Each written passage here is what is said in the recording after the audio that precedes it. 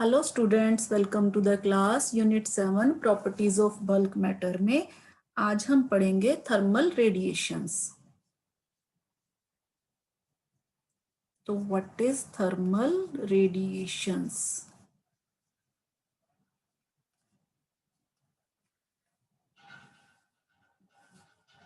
इससे पहले हम रेडिएशंस के बारे में पढ़ चुके हैं, कन्वेक्शन, कंडक्शन एंड रेडिएशंस, जो modes of transfer of heat के। तो आज हम रेडिएशन के बारे में थोड़ा डिटेल से पढ़ेंगे। तो रेडिएशन क्या है? इट इज electromagnetic radiation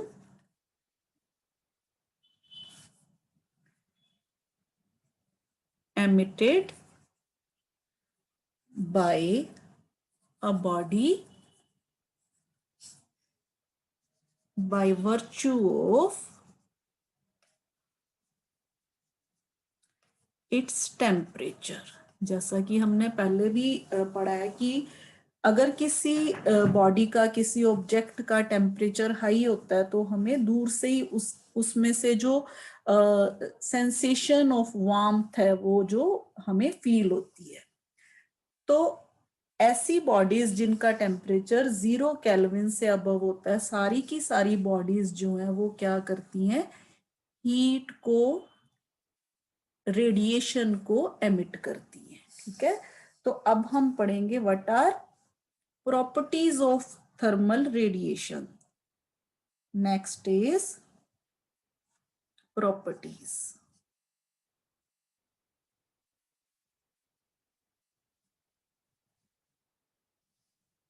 जैसे कि हमने कहा दीज आर इलेक्ट्रोमैग्नेटिक रेडिएशंस, तो सबसे पहली जो प्रॉपर्टी इसकी फिर यही है कि थर्मल रेडिएशंस जो हैं वो इलेक्ट्रोमैग्नेटिक वेव्स हैं, having wavelength, electromagnetic waves having wavelength. अगर हम इनकी वेवलेंथ की बात करें तो रेंज होती है इसकी 1 माइक्रोमीटर से, wavelength range from 1 micrometre to approximately 100 micrometre. तो अगर आप ये रेंज देखो तो ये इंफ्रारेड रेंज है। These are called infrared range में होती है, इसलिए इनको इंफ्रारेड वेव्स भी बोल देते हैं, इंफ्रारेड वेव्स। तो एक ये इनकी प्रॉपर्टी होगी। नेक्स्ट इनकी जो प्रॉपर्टी है, लाइक लाइट, थर्मल रेडिएशंस जो हैं वो स्ट्रेट लाइन में मूव करती हैं। ठीक है, they travel in a straight line. इसी तरह से लाइट की ही तरह these radiations obey the laws of reflection and refraction. Also, these radiations show the phenomena of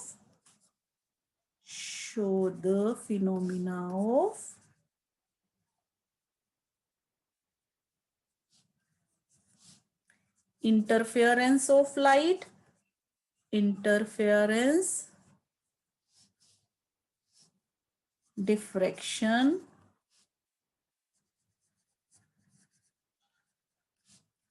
and polarization।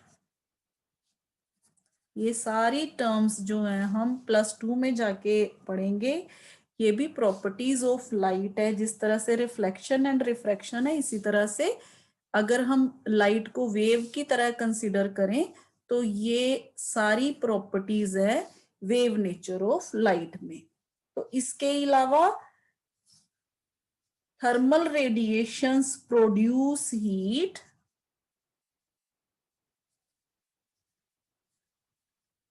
ये हीट प्रोड्यूस करती हैं when they are absorbed by a body,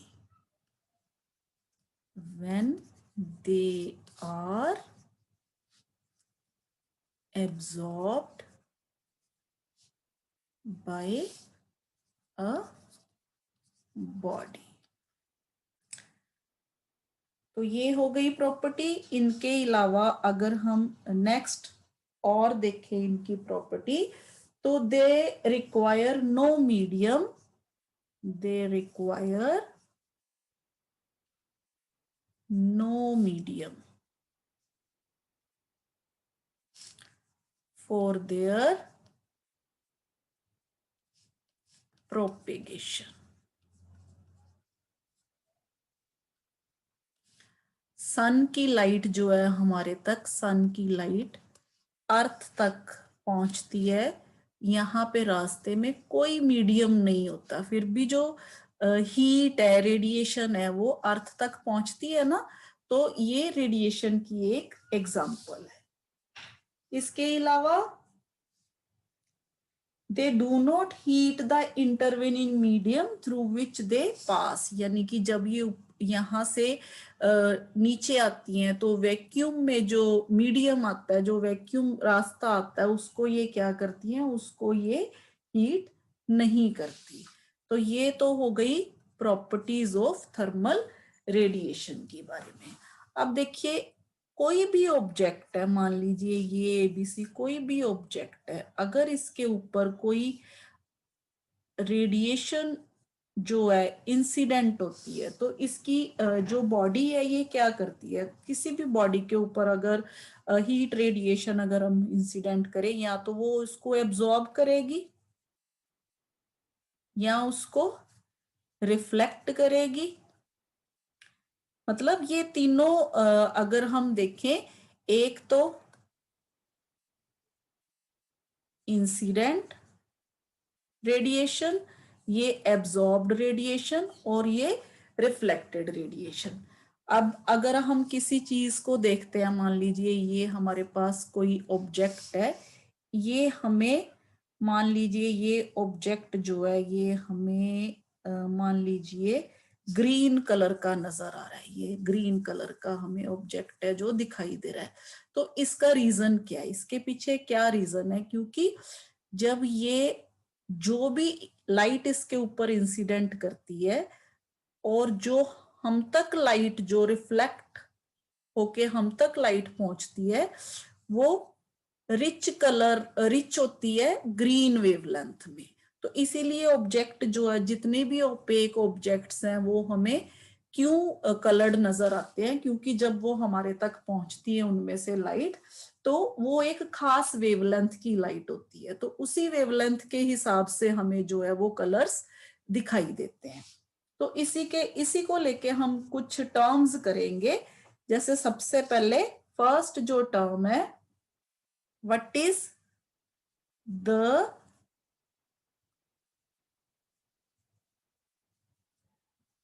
reflectance, और इसको reflecting power of a body भी बोल देते हैं, reflecting power of a body. तो इसको देखते हैं, what is reflecting power of a body. अगर हम इसको डिफाइन करेंगे तो it is the ratio of amount of thermal radiation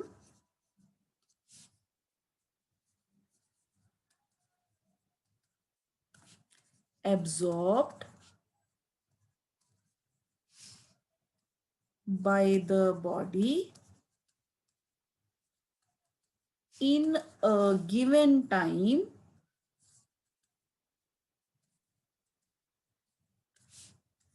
to the total amount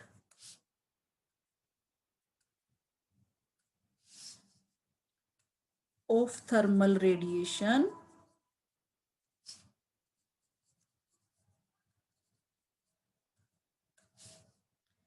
incident on it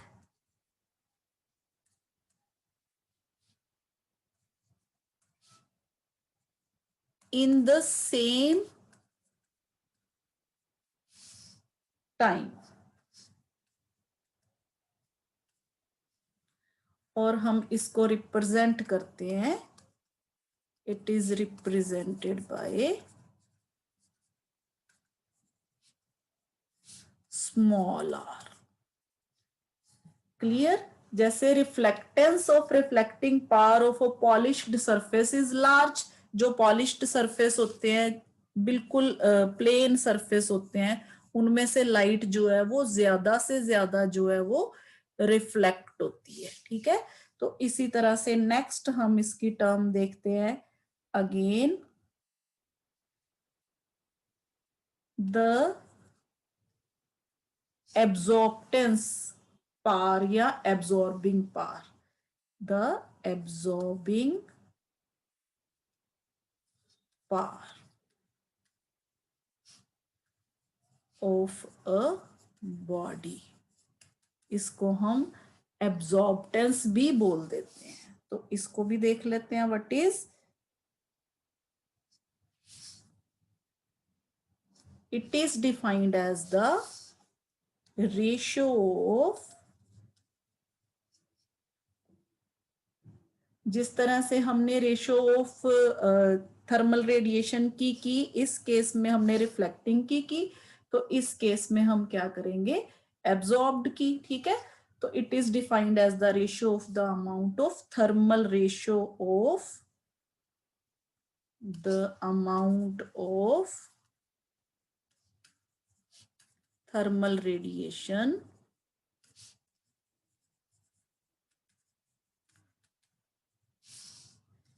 absorbed by the body in a given time interval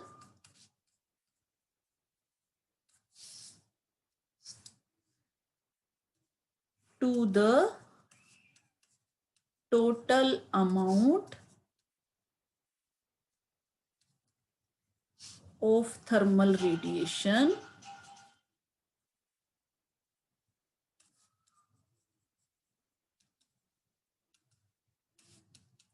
incident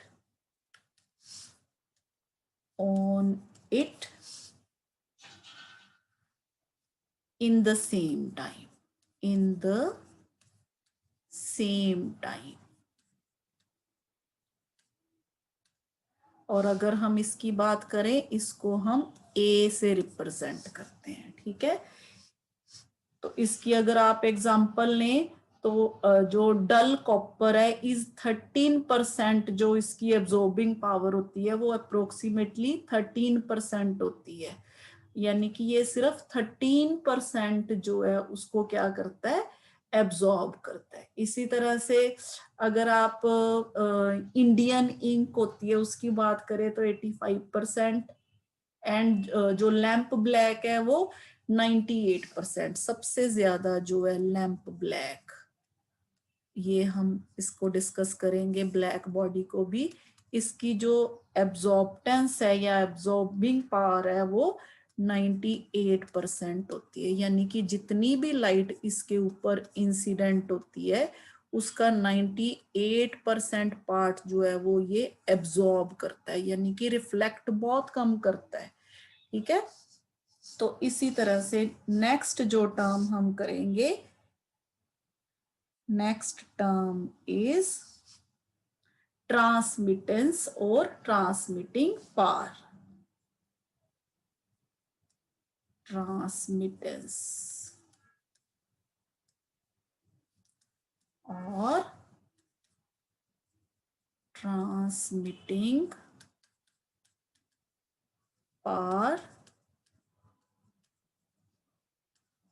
of a body. अब इसको भी देख लेते हैं, सिंपल। इसको define करेंगे हम, ratio of amount of heat, amount of thermal radiation, या हम बोलेंगे thermal radiation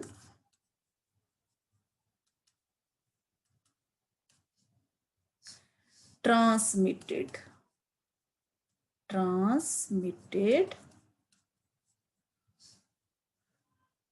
by a body in a given time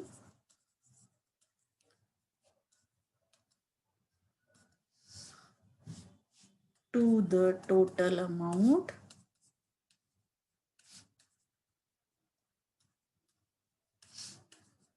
of radiation incident on it.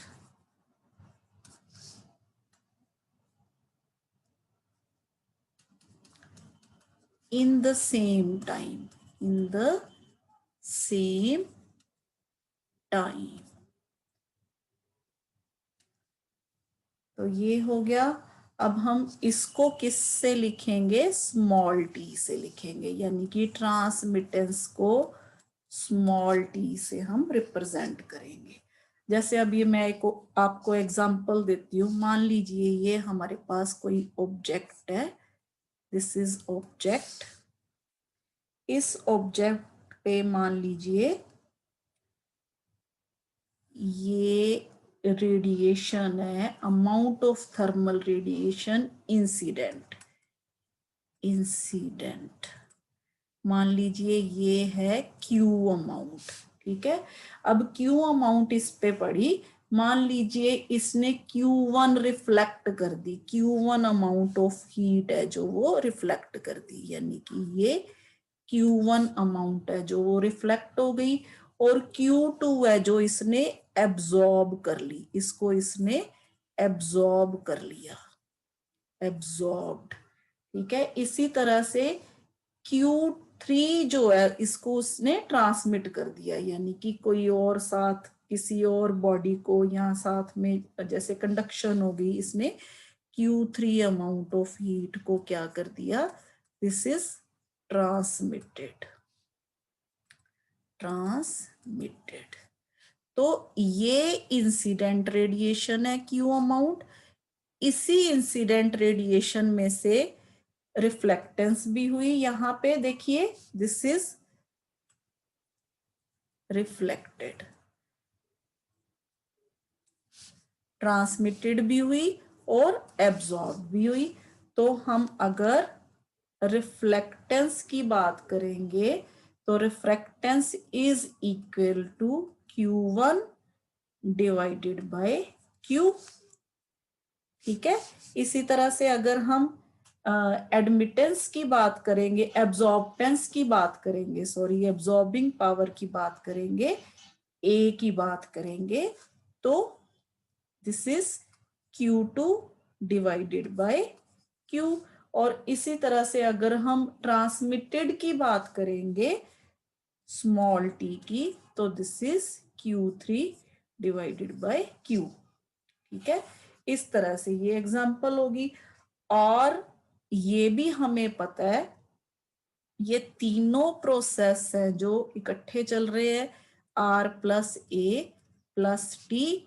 तो अगर हम इसको इस तरह से लिखेंगे Q1 by Q plus Q2 by Q plus Q3 by Q, तो यहां से Q common, Q1 plus Q2 plus Q3, again ये सारे Q के बराबर है, तो Q by Q is equal to 1।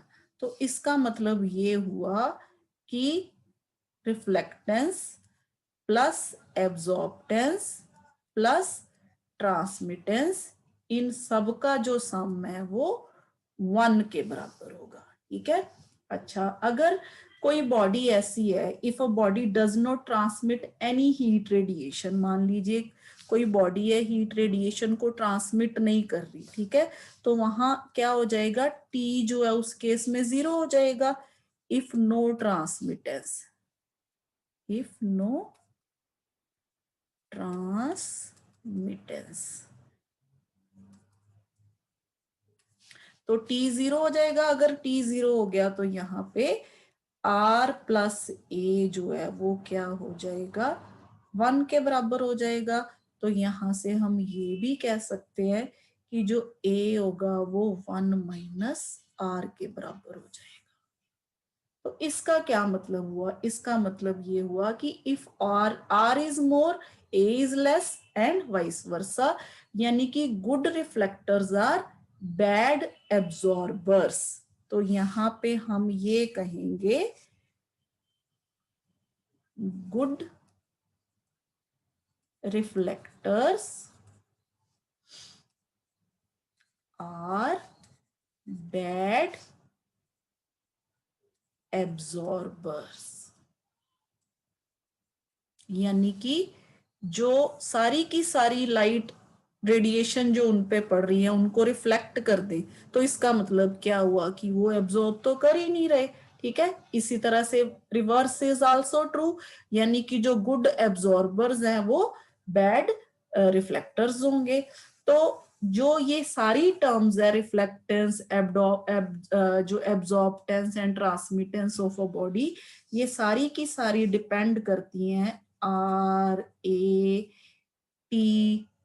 ये सारी की सारी टर्म्स डिपेंड करती हैं, डिपेंड ऑन किस किस चीज पे, number 1 nature of the surface of the body, surface of the body. Number 2, wavelength of incident radiation.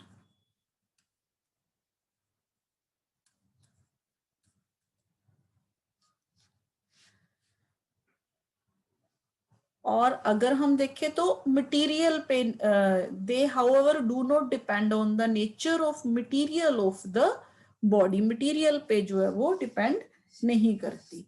तो इसके बाद जो हम टर्म्स करेंगे वो है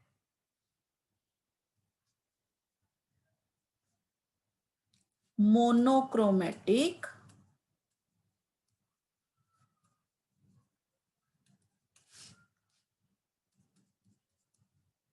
एमिटेंस, emissive power,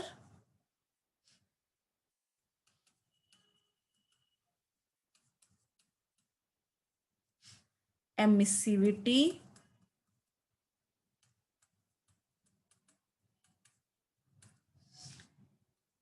and monochromatic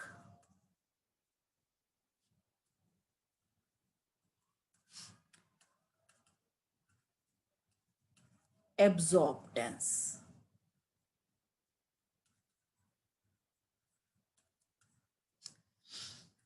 जैसा कि हमने कहा कि एवरी बॉडी, जो जितनी भी बॉडीज हैं, अगर उनका टेम्परेचर ग्रेटर देन 0 केल्विन है तो वो क्या करती हैं, थर्मल रेडिएशंस एमिट करती हैं ऑफ ऑल वेवलेंथ्स, यानी कि हर एक वेवलेंथ की कलर जो रेडिएशंस है वो एमिट करती हैं within a certain range.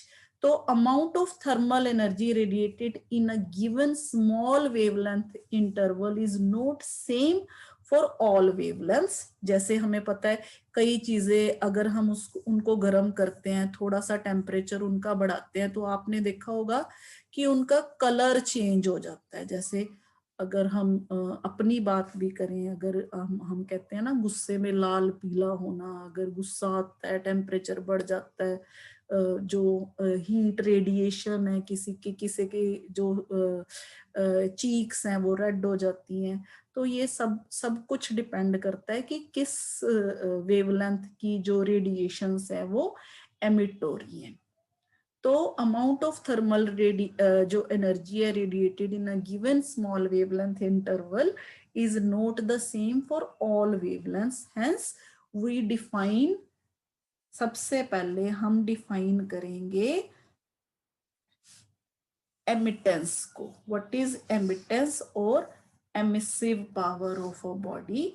तो इसको हम किस तरह से डिफाइन करेंगे. मोनोक्रोमेटिक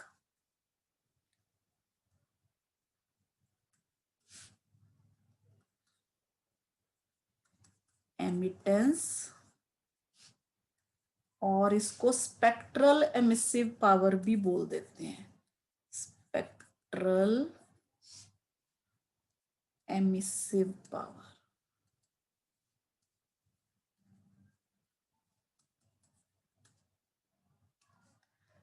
तो इसको हम डिफाइन करेंगे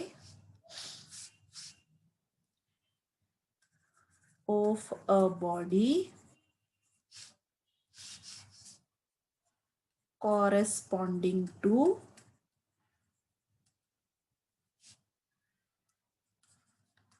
a particular wavelength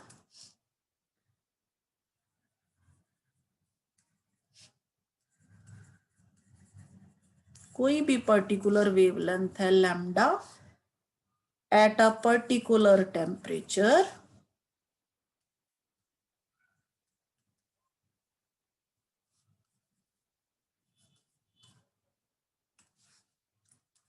is defined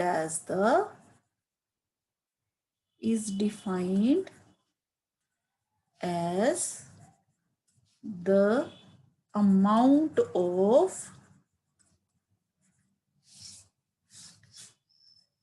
radiant energy emitted per unit time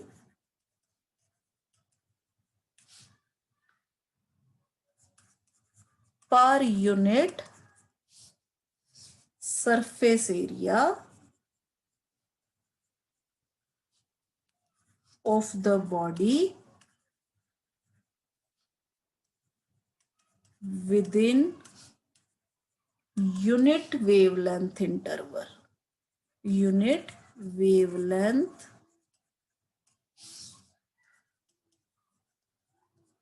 interval. इसको हम किस तरह से देखेंगे.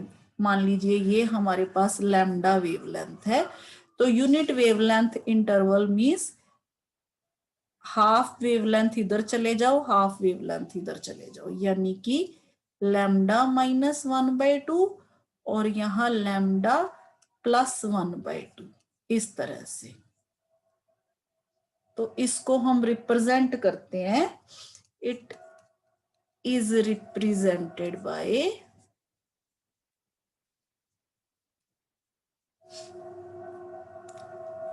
E lambda. क्लियर है. ठीक है.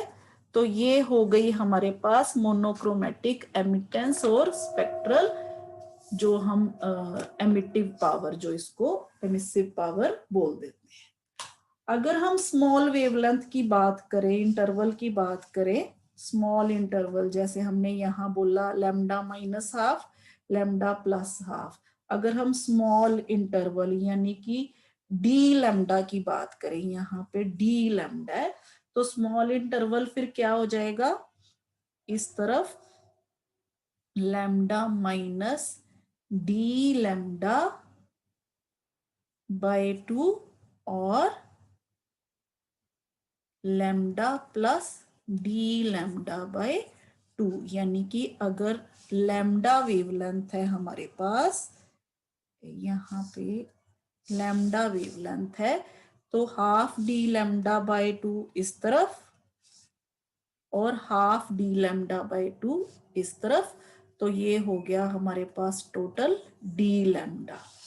तो if we consider a small wavelength interval d lambda around lambda, यानी कि इसके आसपास, ये वेवलेंथ के आसपास, इस वेवलेंथ के आसपास, तो तब हम कहेंगे amount of energy radiated per unit time per unit area of the body in the wavelength interval D lambda.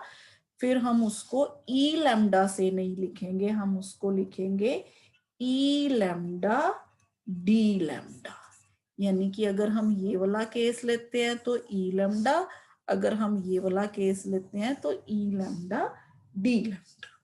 तो इसी तरह से नेक्स्ट हम देखेंगे, नेक्स्ट टर्म जो है वो है टोटल एमिटेंस और emissive power. Emissive power,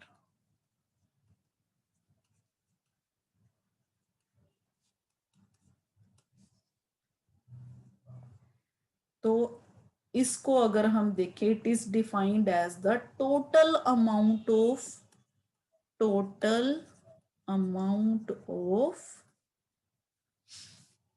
thermal energy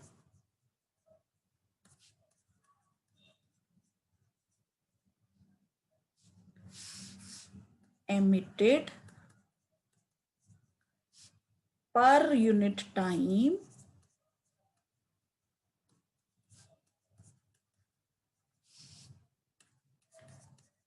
per unit area of the body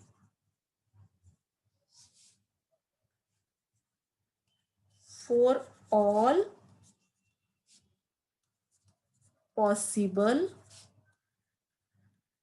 wavelengths। और इसको हम रिप्रेजेंट करेंगे ई से। इट इज रिप्रेजेंटेड बाय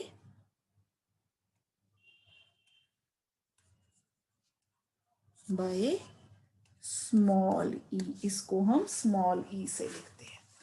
अब हमें पता है wavelength of radiation emitted range, अगर मान लीजिए 0 से इन्फिनिटी है, ओब्वियसली से अगर हम मान लीजिए यहाँ पे हमारे पास as the wavelength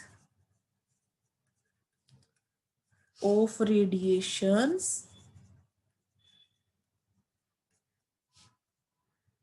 emitted range from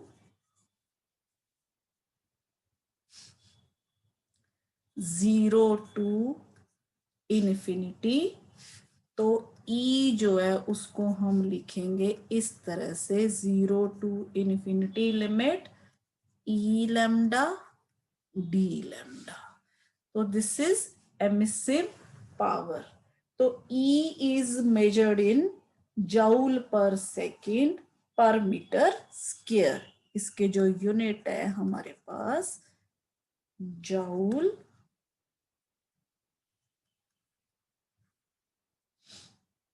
पर सेकेंड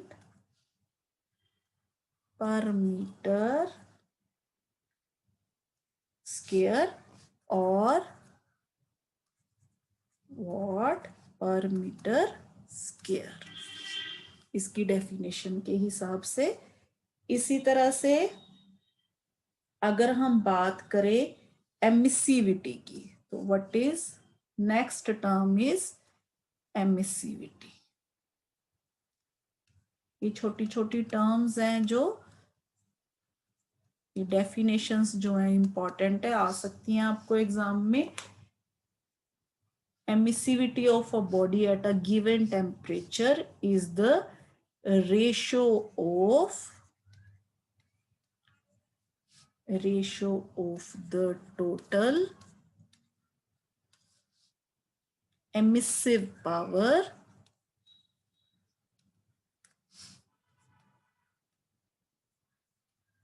of the body, यानी कि स्मॉल ई, एमिसिव पावर को हमने स्मॉल ई से लिया, to the total emissive power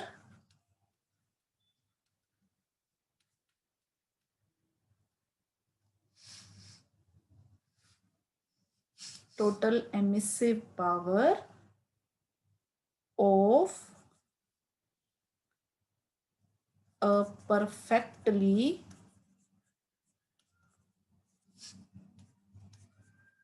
black body, perfectly black body.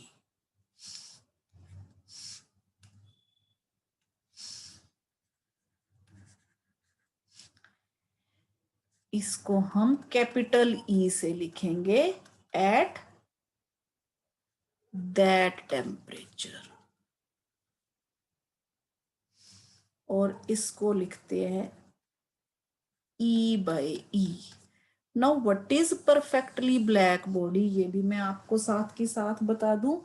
Perfectly black body एक ऐसी बॉडी है जिसके ऊपर कोई भी इंसिडेंट रेडिएशन जो है, जब इंसिडेंट होती है तो वो सारी की सारी रेडिएशंस को क्या कर लेती है, एब्जॉर्ब कर लेती है, उसको जो है ट्रांसमिट नहीं करती, रिफ्लेक्ट नहीं करती। मान लीजिए यहाँ पे एक डबल वॉल्ड मेटेलिक यहाँ पे स्फेरिकल बॉडी है जिसमें ये एक छोटी सी ओपनिंग है।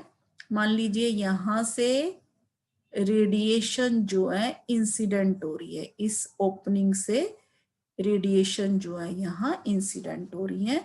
तो इस बॉडी की ये जो स्ट्रक्चर है इस तरह से होती है, यहाँ पे एक ट्रायंगुलर यहाँ पे स्ट्रक्चर बनाई जाती है। जब ये रेडिएशन यहाँ जाके टकराती हैं तो ये रिफ्लेक्ट होती हैं, यहाँ से फिर रिफ्लेक्ट होती हैं, यहाँ से फिर यहाँ से रिफ्लेक्शन हो जाती है इस तरह से, दोबारा से फिर यहाँ से, यानी कि मल्टीपल रिफ्लेक्शन अंदर ही अंदर होती रहती है और जो रेडिएशंस हैं वो बाहर नहीं आती। तो इसको, ऐसी बॉडी को हम क्या बोलते हैं, परफेक्टली ब्लैक बॉडी बोलते हैं। This is black body. तो as a perfectly black body neither reflects nor transmits any radiations, therefore the absorptance or absorbing power of a perfectly black body is unity। इसकी absorbing power जो होती है, absorbing power is unity, यानी कि सारी की सारी रेडिएशन जो है ये इसको क्या करती है, एब्जॉर्ब कर लेती है। जैसे अभी मैंने आपको बताया कि colour of an opaque body is the colour of radiation reflected by it. As a black body reflects no wavelength, it appears black whatever be the color of radiations incident on it। यानी कि ये incident radiation जिस मर्जी colour की हो, चाहे ये red हो, चाहे ये येलो, चाहे जिस मर्जी कलर की हो, लेकिन ये जो ब्लैक बॉडी है ये हमेशा हमें किस तरह की नजर आएगी, ब्लैक ही नजर आएगी। तो when a perfectly black body is heated to a suitable high temperature, it emits radiation of all possible wavelengths। The radiations given out by perfectly black body are called black body radiations or full radiations or total radiations। वैसे अगर देखा जाए, a perfectly black body can not be realised in the practice, यानी कि ये perfectly black body जो है अगर हम देखें तो एक्चुअली में ये नहीं होती। ये जो है इसको हम ब्लैक बॉडी एब्जॉर्बर भी बोल देते हैं। अगर हम ब्लैक बॉडी की बात करें, फेरिस ब्लैक बॉडी जो होती है, फेरिस ब्लैक बॉडी, उसमें क्या होता है, यहाँ पे फेरिस ब्लैक बॉडी में ये जैसे हमने डबल वॉल्ड दिखाया ना, यहाँ पे ये मेटल का ये जो है स्फीयर है जिसको अंदर से इसकी कोटिंग की होती है लैंप ब्लैक से। यहाँ पे ये जो कोटिंग है इसकी अंदर, this is lamp black coating, lamp black. और जो बाहर कोटिंग होती है इसकी जो निकल पॉलिश्ड होता है, यहाँ पे निकल पॉलिश्ड। तो to use it as a source of heat radiation, the enclosure is heated in a suitable bath to maintain its temperature constant. तो जो रेडिएशंस होती हैं coming out from the small hole are black body radiations. जो यहाँ से सिर्फ इस opening से जो रेडिएशंस बाहर आएंगी ना, क्योंकि बहुत जो बाकी की सारी तो अंदर एब्जॉर्ब हो रही हैं, मान लीजिए यहाँ से कुछ रेडिएशन जो बाहर आएंगी उन रेडिएशंस को हम क्या बोलते हैं, ब्लैक बॉडी रेडिएशंस बोलते हैं। तो the wavelength range of emitted radiation is independent of the material of the body and depends only on the temperature of the black body। यानी कि हमने इसको किस हद तक इसका जो टेम्परेचर है वो रेज किया है। तो इसका टेम्परेचर बढ़ाने के लिए हम क्या करते हैं, इसको एक क्या कहते हैं, बाथ में रख देते हैं, placed in a bath at fixed temperature. ठीक है, तो ये है हमारे पास perfectly black body. I think आज के लिए इतना ही। इसके बाद हम देखेंगे what is Wien's displacement law, जो इसके साथ का ही, इससे रिलेटेड ही है, उसको हम पढ़ेंगे अपने नेक्स्ट लेक्चर में। Thank you.